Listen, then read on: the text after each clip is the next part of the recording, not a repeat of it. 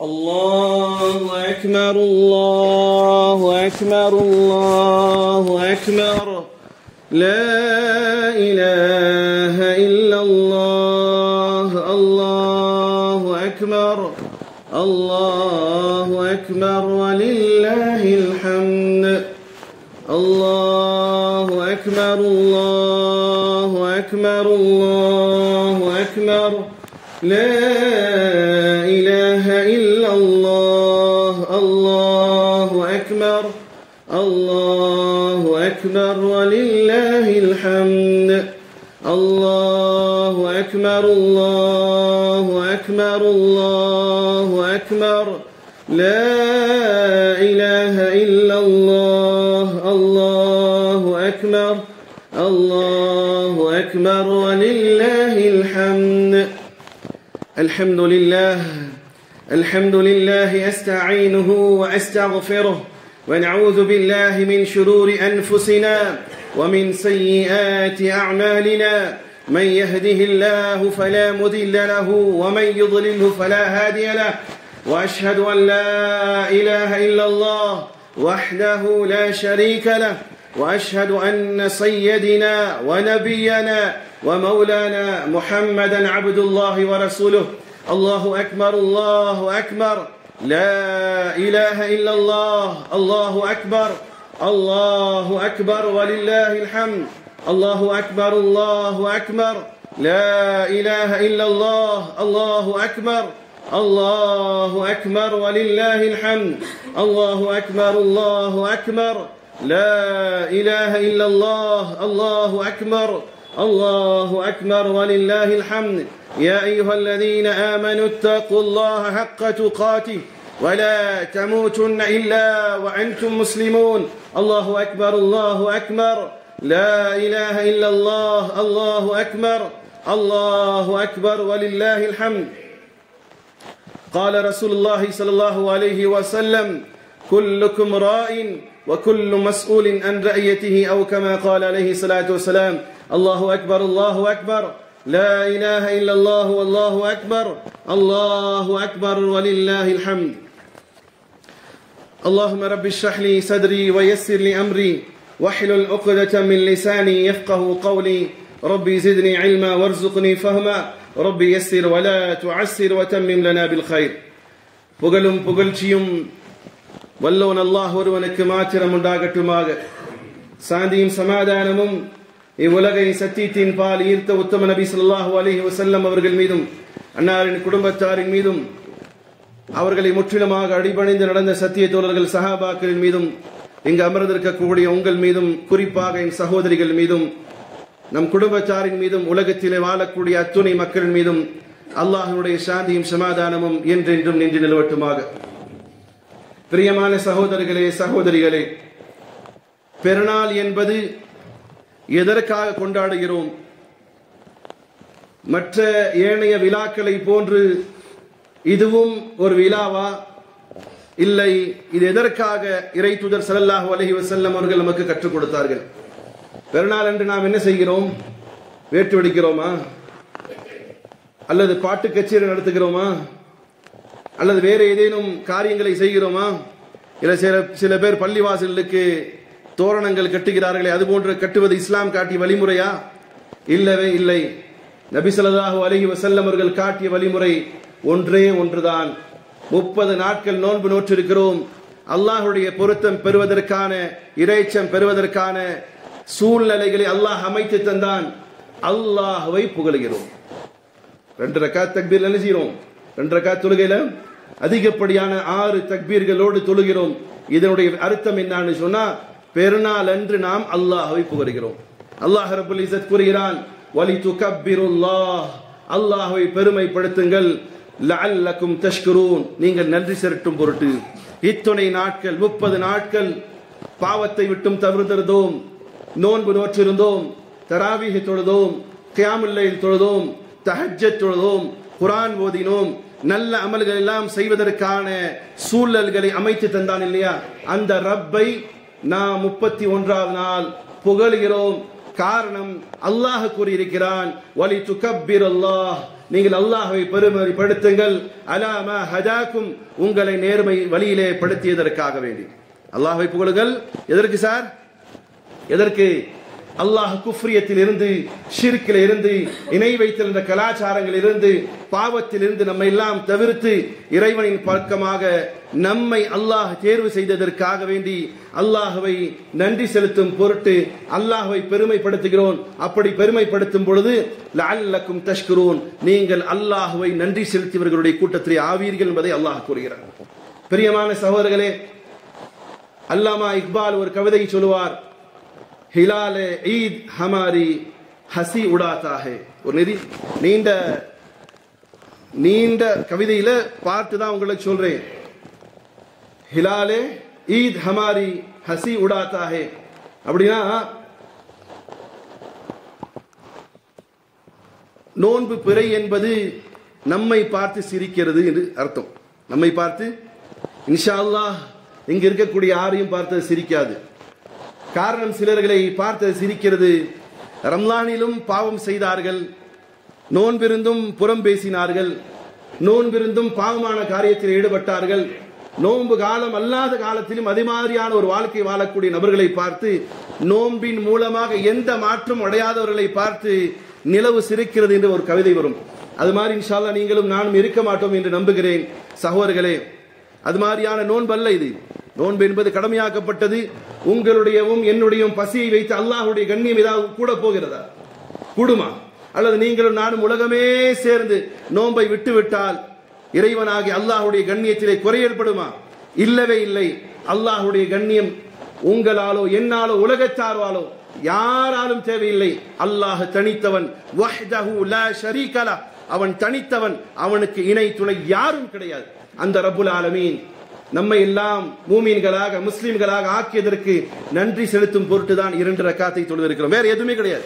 பெருநாள் அன்னைக்கு வேற எந்த காரியமும் கிடையாது. எந்த ஆட்டம் பாட்டம் கொண்டாட்டம் எதுவுமே கிடையாது. அல்லாஹ்வை மாத்திரம் புகழணும்.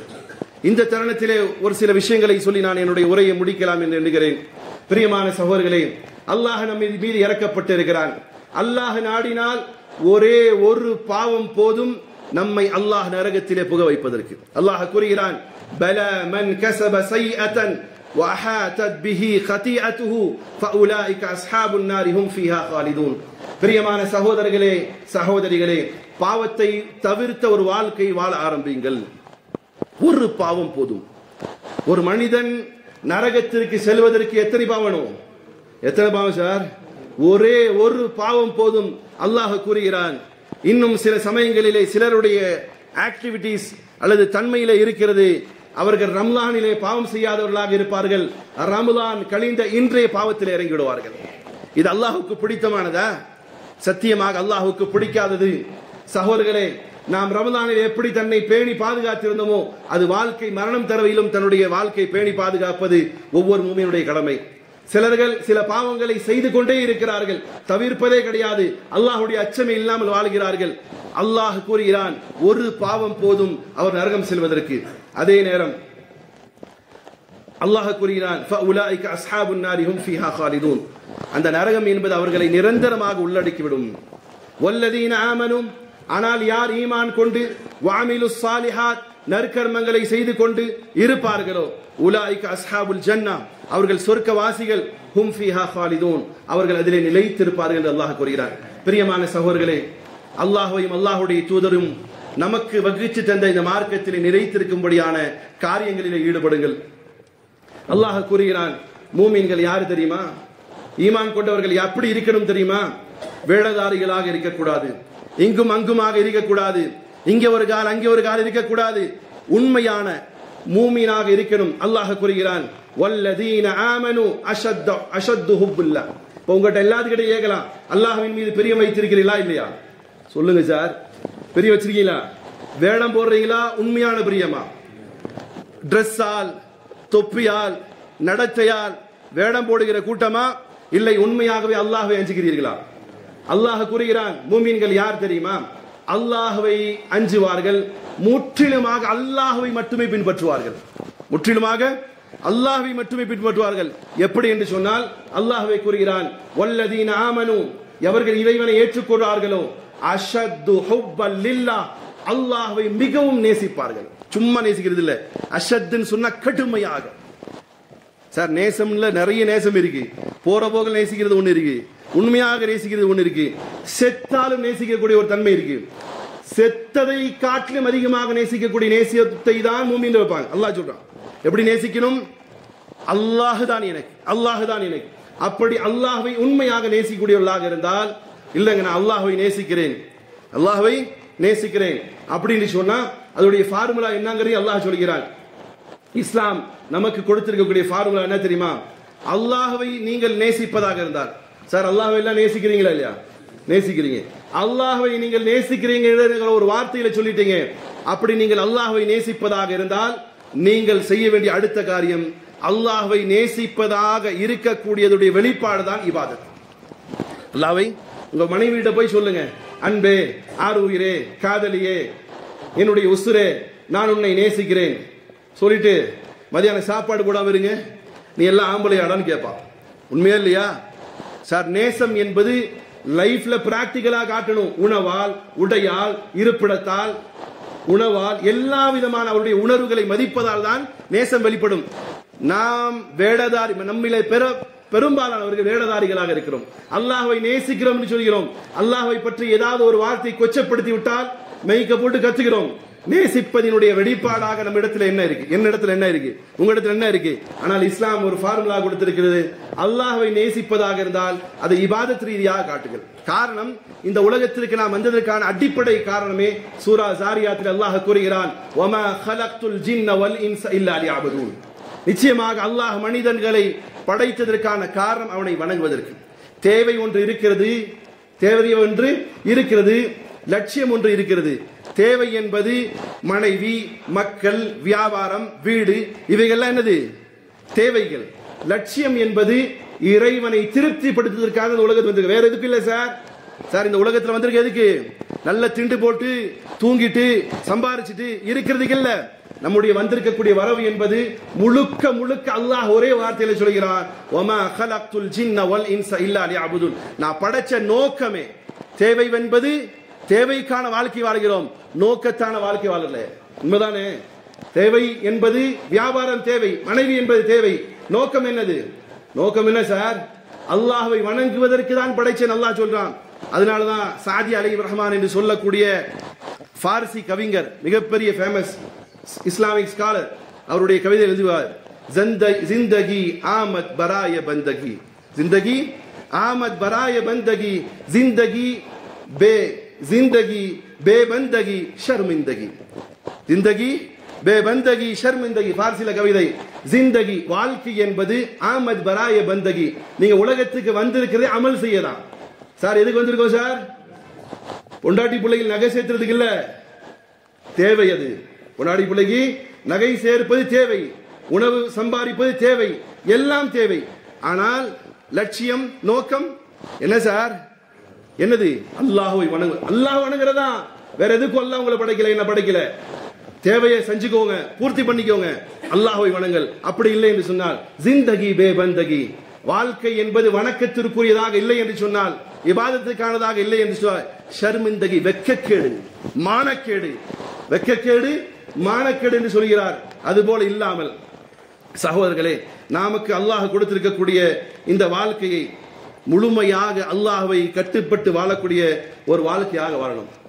இங்கே ஒரு கால் ரம்ஜானுடைய காலத்தில் மட்டும் நோன்பு வைக்கிறது, ரம்ஜானுடைய காலம் முடிஞ்சிச்சுன்னா நோன்பு விட்டுறது, அல்லது தனக்கு எது பிடிச்சிருக்கோ அதை படி தன்னுடைய வாழ்க்கை அமைச்சுக்கிறது. தனக்கு ஜகாத்து பிடிக்கல நோன்பு வச்சுக்கிறது, இந்த நோன்பு பிடிச்சிருக்கு ஜகாத்து விட்டுறது, தொழுகை பிடிச்சிருக்கு ஏனைய அமல்களை விடுறது. இது யாருடைய தன்மை தெரியுமா சோர்லே? அல்லாஹ் வலியுறுத்தி கூறுகிறான், நீங்கள் முழுமையாக இஸ்லாத்திலே இறங்கள். அல்லாஹ் கொடுத்திருக்கக்கூடிய பேக்கேஜ், நமக்கான டீலிங் என்ன தெரியுமா? வந்தா உள்ள முழுசாவா, வந்தா உள்ள முழுசாவா, உனக்கு பிடிச்சது மட்டும் செஞ்சுக்கிட்டு அடுத்ததெல்லாம் கழட்டி விட வேலை வேண்டாம். இன்னைக்கு எப்படி இருக்கும் சார்? சில பேர் சில கொள்கையை பிடிச்சிக்கிட்டு ஆட்டான், இதுதான் என்னோடதுங்கிறான், இதுதான் நான் செய்வேங்கிறான். இல்லை, இஸ்லாம் முழுமையாக நுழையும்படி சொல்கிறது. அல்லாஹ் கூறுகிறான், யா அய்யுஹல்லதீன ஆமனூ, ஓ ஈமான் கொண்ட விசுவாசிகளே, உதுகுலு ஃபிஸ்ஸில்மி காஃபா, மார்க்கத்திலே முழுமையாக நுழையுங்கள். உங்களுக்கு பிடிச்சது மட்டும் வச்சுக்காதீங்க. ஒரு ஆள் என்ன செய்யறாரு, தர்மம் செஞ்சுட்டே இருக்கிறாரு, அல்லாஹ் வணங்கல. ஒரு ஆள் ஹஜ்ஜுக்கு மட்டும் போயிட்டே இருக்கிறாரு, அல்லாஹ் வணங்கல. எல்லாம் வேணும். இஸ்லாம், குர்ஆன், ஹதீஸ் என்ன இருக்கோ அத்துணையிலே முழுமையாக நுழைவதுதான் இஸ்லாம்.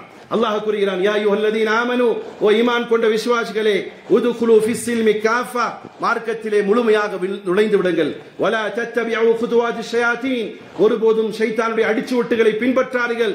இன்னஹு லக்கும் அதுவ்வும் முபீன், நிச்சயமாக ஷைத்தான் உங்களுக்கு பகிரங்க எதிரியாக இருக்கிறான் சொன்னான். பிரியமான சகோதரர்களே, சகோதரிகளே, மார்க்கம் என்பது பார்ட்டாக எடுத்துக்கொள்வதல்ல, தன்னுடைய மன இச்சைக்கு பிடிச்சது மட்டும் எடுத்துக்கொள்வதல்ல, கம்ப்ளீட்டான ஒரு வாழ்க்கை முறையிலே என்ட்ராவதற்கு பேர் தான் இஸ்லாம். அப்படி இல்லை என்று சொன்னால், அப்படி தனக்கு பிடிச்சதை மட்டும் எடுத்துக்கொள்வோம் என்று சொன்னால், உதாரணத்துக்கு ரம்ஜான் மாசம் மட்டும் எனக்கு நோன்புக்கு பிடிச்சிச்சு, அதுக்கப்புறம் நான் எந்த அமல் ஈடுபடல, அல்லது ஏனைய எதெல்லாம் எடுத்துக்க முடியுமோ மார்க்கம் சொல்லப்பட்டதுல கொஞ்சத்தை எடுத்துக்கிட்டு கொஞ்சத்தை உர்றது என்பது அல்லாஹ்வே கூறுகிறான். சூரா அல் பக்ரா அத்தியாயம் 2 வசனம் 85 அல்லாஹ் கூறுகிறான், அஃபதுமினூன பிபஅதில் கிதாபி வதக்ஃபுரூன பிபஅத், உங்களுக்கு தேவையானது மட்டும் நீங்கள் எடுத்துக்கொண்டு சிலதை புறக்கணிப்பீர்களா, மறுப்பீர்களா கேட்கலாம். அப்படி செய்யறோமா இல்லையா சார்? சார் வெப்படா கேட்கிறேன், நமக்கு பிடிச்சதை எடுத்துக்கிறோம், பிடிக்காத செய்வோம், விடுறோமா இல்லையா? அல்லாஹ் கேட்கிறான், உங்களுக்கு பிடித்ததை நீங்கள் எடுத்துக்கொண்டு உங்களுக்கு பிடிக்காத விடுவீர்களா? அப்படியானால் அதற்கான கூலியையும் நீங்கள் எதிர்பார்த்திருங்கள். என்ன சொல்றான்? فما جزاء من يفعل ذلك منكم الا خزي في الحياه الدنيا ويوم الاخره يردون الى اشد العذاب. மார்க்கம் முழுவதாக நுழையணும். மார்க்கத்திலே இங்க ஒரு கால் அங்க ஒரு கால் இல்ல, இங்க கொஞ்சோண்டு போய் அங்க ஷிர்க் வச்சுக்கிட்டு இங்க வந்து பிதஅத்தை செஞ்சுக்கிட்டு இங்க சுன்னத்தான வாழ்க்கை வாழ்றது இல்ல. மார்க்கம் எப்படி இருக்கணும்? அல்லாஹ் கூறிவிட்டால் அந்த வாழ்க்கை தான், நபி கூறிவிட்டால் அந்த வாழ்க்கை தான். இதுல எவனுக்கும் எதற்கும் காம்ப்ரமைஸ் ஆகாத ஒரு வாழ்க்கை வாழ்தான் இஸ்லாம் கற்றுக் கொடுக்கக்கூடிய வழிமுறை. அப்படி இல்லை, நான் இங்கேயும் இருப்பேன் அங்கேயும் இருப்பேன்னு சொன்னா, فما جزاء من يفعل ذلك منكم الا خزي في الحياه الدنيا. அப்படி மார்க்கத்திலே முழுமையாக நிலையாமல் உங்களுடைய மன இச்சைகளை பின்பற்றி உங்களுக்கு பிடித்த மார்க்கம் கற்றுக் கொடுத்ததை மட்டும் எடுத்துக்கொண்டு மார்க்கம் பிறதை காட்டியதை விட்டு தவிர்ப்பீர்களானால் அல்லாஹ் சொல்கிறான், இந்த உலகத்திலே உங்களுக்கு கேவலம் நிரந்தரமானது. நீங்கள் சம்பாதித்தது என்னது சார்? என்ன சார் உங்களுக்கு இந்த உலகத்தில் என்ன செய்யுது? கேவலம் மட்டுமே மிஞ்சும். வயோமல் கியாமத் யுரத்தூன இலா அஷத்தில் அஸாப், மறுமையிலே மிக கடுமையான வேதனை இருக்கு. வமல்லாஹு பிகாஃபிலின் அம்மா தஅமலூன், இந்த உலகத்திலே நீங்களும் நானும் செய்பவற்றை அல்லாஹ் பார்க்காமல் பாராமுதுகாக இருக்கிறான் என்ற எண்ணத்தை தவிர்த்து விடுங்கள்.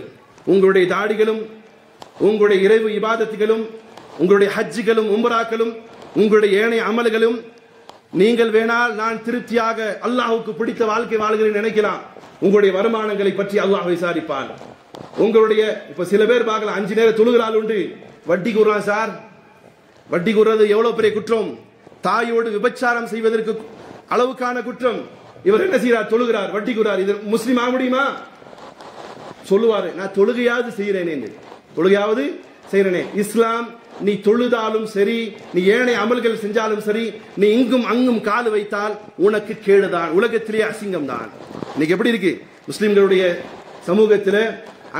சில பேர் வட்டியை ஹலால் சொல்ற கூட்டம் எல்லாம் இருக்கு சார், ஷிர்க ஹலால்னு சொல்ற கூட்டம் உண்டு. இப்படியாப்பட்டவர்களுக்கான நஹூச தர்த்தியம் என்ன தெரியுமா? உலகத்திலே அல்லாஹ் அவர்களை கேவலப்படுத்துவதாக சொல்கிறான். இன்னைக்கு இந்த சமூகம் கேவலப்படுதா இல்லையா? உலகத்தில் இன்னைக்கு எத்தனை லட்சம் எத்தனை கோடி பேர் சார் இருக்கிறான் சார்? எத்தனை கோடி? 150 கோடியா? 200 கோடி முஸ்லிம்கள் இருக்கிறாங்க. இந்த உலகத்திலே இந்த முஸ்லிம் சமூகம் தனக்கு பிடித்ததை எடுத்துக்கொண்டு பிடிக்காதை விட்டதுடைய விளைவு அல்லாஹ் இந்த உலகத்திலே நம்முடைய சமூகத்தை கேவலப்படுத்திக் கொண்டிருக்கிறான். உண்மையா இல்லையா? மறுக்க முடியுமா?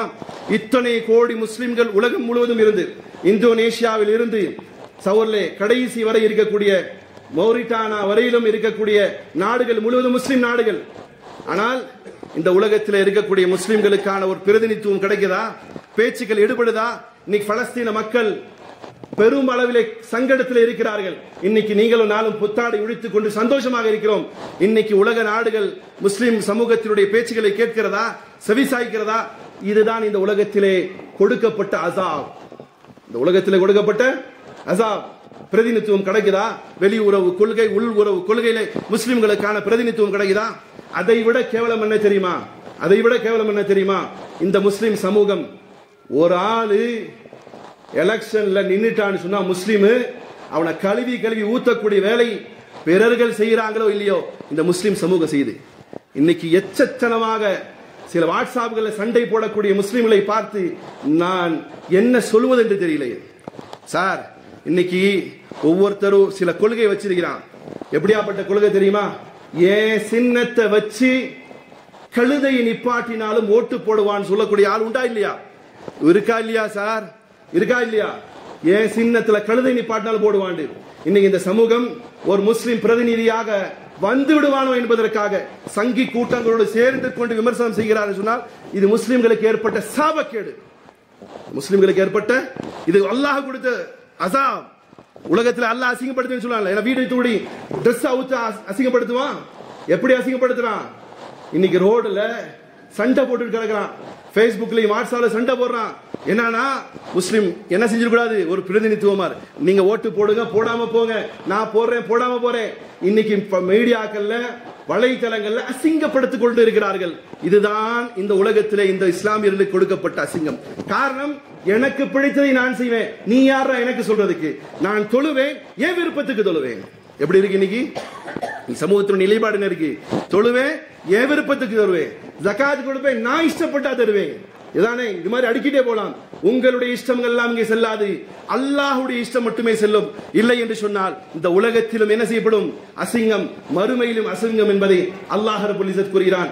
ஆக பிரியமான சகோதரர்களே, அல்லாஹ் கொடுத்த அசிங்கம் தான் இன்று உலகத்திலே பெரும்பாலான கூட்டமாக முஸ்லிம்கள் இருந்தாலும் இந்த உலகம் இந்த முஸ்லிம்களை ஏளனமாக பார்க்கக்கூடிய கலாச்சாரத்தை பார்க்கிறோம்.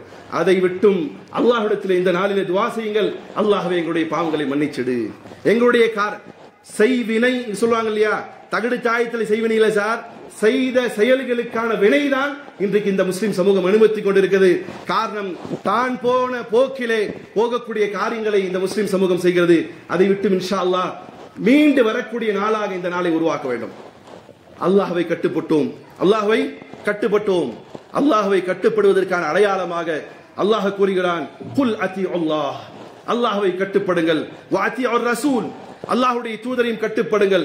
ஃபைன் தவல்லவ், அப்படி நீங்கள் கட்டுப்பட மாட்டீர்கள் சொன்னால் தான் மனைவிச்சையை பின்பற்றுவீர்கள், தனக்கு தெரிந்தவர்களை பின்பற்றுவீர்கள், தன் இயக்க தலைவர்களை பின்பற்றுவீர்கள், அல்லது தன்னுடைய கொள்கை சார்ந்தவர்களை பின்பற்றுவீர்கள் என்று சொன்னால் ஃபைன் தவல்லவ், அல்லாஹ்வையும் அல்லாஹ்வுடைய தூதரையும் பின்பற்றாமல் உங்களுடைய மனைவிச்சைகளை பின்பற்றுவீர்கள். ஆனால் அல்லாஹ் கூறுகிறான் பாருங்கள், ஃபைன் அல்லாஹ் லா யுஹிப்புல் காஃபிரீன், அல்லாஹ் இந்த காஃபிர்களை விரும்ப மாட்டான்னு சொல்றான். என்ன டைட்டில் கொடுக்கிறான் சார்? அல்லாஹ்வும் அல்லாஹ்வுடைய தூதரையும் பின்பற்றாதவர்களுக்கு என்ன சொல்றான் சார்? என்ன சொல்றான்? அல்லாஹ் காஃபிர்னு சொல்றான். அல்லாஹ்வையும் பின்பற்றணும், அல்லாஹ்வுடைய தூதரையும் பின்பற்றணும். எந்த அளவுக்கு அல்லாஹ்வுடைய தூதரை பின்பற்ற வேண்டும் என்று சொன்னால், ரசூலை கரீம் ஸல்லல்லாஹு அலைஹி வஸல்லம் அவர்கள் உமர் ரலியல்லாஹு தஆலா உட்கார்ந்துட்டு சொல்றாங்க, உமரே என்னை எவ்வளவு விரும்புறீங்க? என்னை சார், எந்த உமர் தன் மார்க்கத்தை ஏற்றுக்கொண்டதுமே வாளை எடுத்துக்கொண்டு காபத்துல்லாவுக்கு முன்னாடி சொன்னாங்க, டேய் நான் இஸ்லாத்தை ஏற்றுக்கொண்டேனடா, யாரேனும் தடுப்பதற்கு எதிர்ப்பதற்கு வரதாக இருந்தால் நான் பேச மாட்டேன், வாள் பேசும். யாருடைய மீது பிரியம் இருந்ததால் சார்? யார் மீது பிரியம் இருந்தால்? அல்லாஹும் அல்லாஹ்வுடைய தூதர் மீது பிரியம் இருந்ததால் சொன்னார்கள். அந்த முறையில் நபி ஸல்லல்லாஹு அலைஹி வஸல்லம் கேட்கிறார்கள், உமரை என்னை நேசிக்கிறீரா? ஆம் யா ரசூலல்லாஹ், உங்களை நான் நேசிக்கிறேன். அப்படியானால் எந்த அளவுக்கு நேசிக்கிறீர்கள்? உமர் ரலியல்லாஹு தஆலா சொன்னார்கள், இந்த உலகத்தை காட்டிலும் உங்களை நேசிக்கிறேன். நபி ஸல்லல்லாஹு அலைஹி வஸல்லம் சொன்னார்கள், இல்லை உமரே, உம்மை காட்டிலும் என்னை நேசிக்காதவரை உம்முடைய ஈமான் கம்ப்ளீட் ஆகாது. உடனே சொன்னார், அல் ஆன் யா ரசூலல்லாஹ், இப்போ நான் சொல்லுகிறேன், என்னை காட்டிலும் உம்மை நேசிக்கிறேன், என்னை காட்டிலும் உம்மை நேசிக்கிறேன். அப்ப இந்த நேசத்தை தான் அல்லாஹ்வுடைய தூதர் மீது வைக்கணும். எப்படி நேசம்? லா யுமினு அஹதுக்கும், எதுவரை நீங்கள் ஈமான் கொள்ளவில்லையோ, ஹத்தா அகூன அஹப்ப இலைஹி, எதுவரையிலும் நீங்கள் உங்களுடைய விருப்பமானது மின் வாலிதிஹி, உங்களுடைய பெற்றோரை காட்டிலும், வ வலதிஹி, உங்களுடைய பிள்ளைகளை காட்டிலும், வன்னாசி அஜ்மஈன், உலகத்தை காட்டிலும், உங்களுடைய உயிரை காட்டிலும் அல்லாஹ்வுடைய தூதரை நீங்கள் நேசிக்கவில்லையோ, அதுவரையிலும் உங்களுடைய ஈமான் கம்ப்ளீட்டான ஈமான் ஆகாது. இறை தூதரை நேசிக்கிறீர்களா? நேசிக்கிறீர்களா இல்லையா சார்? நேசிப்பதாக இருந்தால் அதற்கான வெளிப்பாடு என்ன? அதற்கான வெளிப்பாடு என்ன? நபி ஸல்லல்லாஹு அலைஹி வஸல்லம் அவர்கள் நேசிக்கிறோம் என்று சொன்னால், ஒரு பத்து, ஒரு காட்டரபி வருகிறார், தன்னுடைய உயிரை காட்டிலும் நேசிக்கணும், தான் பிள்ளையை கையில வச்சுக்கணும். எப்படி நீங்க வீட்டுல போய் பிராக்டிகலா பாருங்க, தான் குழந்தையை கையில வச்சுக்கணும். உங்களுடைய எண்ணம் உங்கள் குழந்தை மீது பிரியமா இருக்குதா? அல்லாஹ்வுடைய தூதர் மீது பிரியமா இருக்கு. ரெஸ்ட் பண்ணும். உங்களுடைய பிரியம், உங்களுடைய குழந்தை சும்மா வேடம் போடக்கூடாது. நிறைய பேர் வேடம் போட்டுட்டு ஊர் சுத்துறான். உங்களுடைய குழந்தை இன்று பிறந்த குழந்தையாக இருக்கட்டும், உங்களுடைய குழந்தைகளை கையில் வைக்கணும். என்னுடைய ஹபீபுக்கு தான் பிரியம். அல்லாஹ்வை நீ அங்கீகரித்துக் கொள். என்னுடைய உலகம், என்னுடைய செல்வம், என் மனைவி, என் மக்கள் எல்லாத்தையும் காட்டிலும் தூதரை நான் விரும்புகிறேன். அல்லாஹ்வே நீ மறுமையிலே நீயே சாட்சியாக. இந்த மாதிரி ஈமான் இல்லாத வரையிலும் ஒன்றுமே கம்ப்ளீட் ஆகாது. அல்லாஹ்வுடைய தூதர் ஸல்லல்லாஹு அலைஹி வஸல்லம் சொன்னார்கள், எந்த அளவுக்கு நேசத்தினுடைய வாதாடுதல் இருக்கிறதோ, நேசிக்கிறோம் என்று வாய்ச்சவடாளர்கள் விடுகிறோமோ, எங்களுடைய தூதர் எங்களுடைய உயிருக்கு மேலானவர் நபி என்று சொல்றீங்களோ, அது வாய்ச்சவடாளர்களாக இருக்கக்கூடாது, பிராக்டிகலா இருக்கணும். எப்படி தெரியுமா இருக்கணும்? ஒரு பத்து காட்டரபி ரசூலை கரீம் ஸல்லல்லாஹு அலைஹி வஸல்லம் சபைக்கு வருகிறார். நபி ஸல்லல்லாஹு அலைஹி வஸல்லம் போட்டுக்கூடிய சட்டை கொஞ்சம் ஒரு பட்டன் போடாம இருந்துச்சு. எப்படி இருந்துச்சு? ஒரு பட்டன் போடாம இருந்துச்சு. பார்த்த பத்து காட்டரபி அவர் மவுத்தாகும் வரையிலும் அந்த பட்டனையே போடல. கேட்கப்பட்டது, ஏங்க இந்த பட்டன் மட்டும் போட மாட்டேங்கிறீங்க? அவர் சொன்னார், நான் ஒரு நேரம் தூதரை சந்திக்க சென்றிருந்தேன். அவர் இந்த பட்டனை போடாமல் இருந்தால் நான் என்னுடைய மரண தருவாயிலும் அதை போட மாட்டேன். இதுதான் ஃபாலோ, இதுதான் பிரியத்திற்கான அடையாளம். ஆகையால் வேடங்கள் போடுவது பெருசல்ல. நிச்சயமாக இறை தூதர் காட்டிய சொல்லிய எல்லாத்தையும் பின்பற்றுவதுதான் இஸ்லாம். கடைசியாக ஒன்றை சொல்லி முடிக்கிறேன். அல்லாஹ் கூறுகிறான், நபியை நீங்கள் சொல்லுங்கள், குல் நபியை நீங்கள் சொல்லுங்கள், இன் குன்தும் துஹிப்பூன் அல்லாஹ். சகோதரர்களே, உங்களுடைய நெஞ்சுகளிலே உணர்வோடு இந்த செய்தி எடுத்துக்கொள்ளுங்கள். நீங்கள் அல்லாஹ்வை நேசிக்கிறீர்களா? நேசிக்கிறீங்களா இல்லையா? நேசிக்கிறீர்கள் என்று சொன்னால் அல்லாஹ், துஹிப்பூன் அல்லாஹ், அல்லாஹ்வை நேசிப்பவர்களாக இருந்தால் ஃபத்தபிஊனி நபியை நீங்கள் சொல்லுங்கள், ஃபத்தபிஊனி யுஹிப்புக்குமுல்லாஹ், நீங்கள் என்னை பின்பற்றுங்கள், அல்லாஹ் உங்களை நேசிப்பான். அல்லாஹ்வுடைய நேசம் யாரிடம் இருக்குது? நபியுடைய பின்பற்றுதலே இருக்குது. நபியின் மீது பிரியம் வைத்திருக்கிறோம், வாய்ச்சவடாள்கள் இல்ல. நபி சொல்லிய செய்த எல்லா காரியம் செய்வதிலே தான் ஈமான், அல்லாஹ்வுடைய பிரியம் இருப்பதற்கான வெளிப்பாடு. அப்படி நீங்கள் செய்வீர்கள் ஆனால் யக்ஃபிர் லக்கும் ஸுனூபக்கும், அல்லாஹ் உங்களுடைய எல்லா பாவங்களையும் மன்னிக்கிறான். வல்லாஹு கஃபூருர் ரஹீம், அல்லாஹ் நிச்சயமாக எல்லாருடைய பாவங்களை மன்னிக்க பேராற்றலுடையவனாக இருக்கிறான் என்று சொல்கிறான்.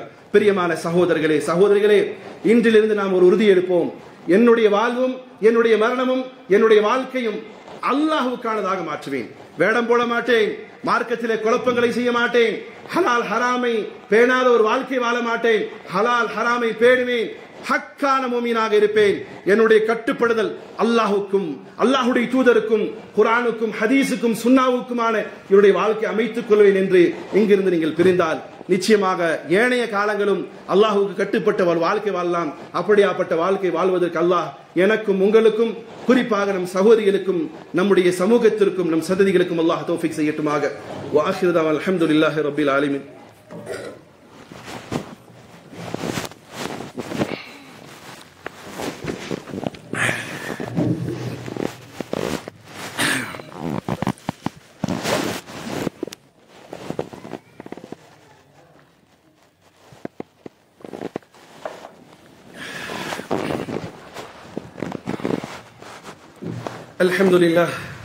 الحمد لله يستعينه وأستغفره ونعوذ بالله من شرور أنفسنا ومن سيئات أعمالنا من يهده الله فلا مضل له ومن يضلله فلا هادي له وأشهد أن لا إله إلا الله وحده لا شريك له وأشهد أن سيدنا ونبينا ومولانا محمدا عبد الله ورسوله صلى الله عليه وعلى آله وصحبه وسلم تسليما كثيرا. أما بعد، فقد قال حق سبحانه وتعالى في القرآن العظيم والفرقان المجيد. فأعوذ بالله من الشيطان الرجيم. بفضل بسم الله الرحمن الرحيم. إن الله ملائكته يصلون على النبي يا أيها الذين آمنوا صلوا عليه وسلموا تسليما. اللهم صل على محمد عبدك ورسولك وصل على المؤمنين والمؤمنات والمسلمين والمسلمات الأحياء منهم والأموات إنك قريب ومجيب الدعوات برحمتك يا أرحم الراحمين. اللهم أعز الإسلام والمسلمين، اللهم أعز الإسلام والمسلمين، اللهم أعز الإسلام والمسلمين وأذل الشرك والمشركين. اللهم انصر من نصر دين محمد صلى الله عليه وسلم واجعلنا منهم واخذل من خال دين محمد صلى الله عليه وسلم ولا تجعلنا منهم اللهم انصر المسلمين الفلسطين والعراقيين والإيرانيين والبرمة والكشمير والأتر برديشة وفي كل مكان يا رب العالمين. اللهم لا تسلط علينا من لا يخافك ولا يرحمنا، اللهم لا تسلط علينا من لا يخافك ولا يرحمنا. اللهم احفظ بلاد المسلمين يا رب العالمين. اللهم آمنا في أوطاننا وأتم الأمر والاستقرار في ديارنا. إلهنا وخالقنا أنت مولانا فانصرنا على القوم الكافرين، فانصرنا على القوم الظالمين، فانصرنا على القوم الحاسدين والفاسدين والمنافقين، فانصرنا على القوم اليهود والنصارى يا رب العالمين. اللهم ربنا اغفر لنا ذنوبنا وإخواننا الذين سبقونا بالإيمان، ولا تجعل في قلوبنا غلا للذين آمنوا يا ربنا إنك رؤوف رحيم. قوله تعالى: إن الله يأمر بالعدل والإحسان وإيتاء ذي القربى وينهى عن الفحشاء والمنكر والبغي يعظكم لعلكم تذكرون فاذكروا الله يسب لكم ولذكر الله تعالى أكبر والله يعلم ما تصنعون.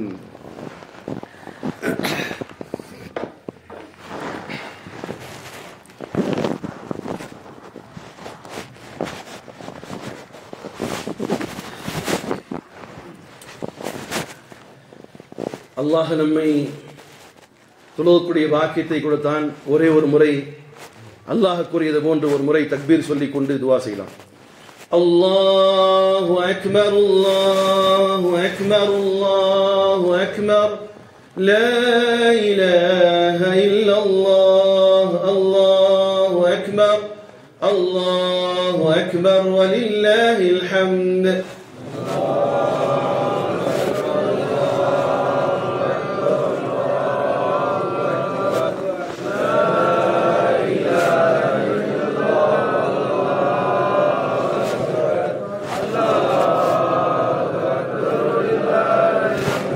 الحمد لله رب العالمين والصلاة والسلام على أشرف المرسلين وعلى آله وصحبه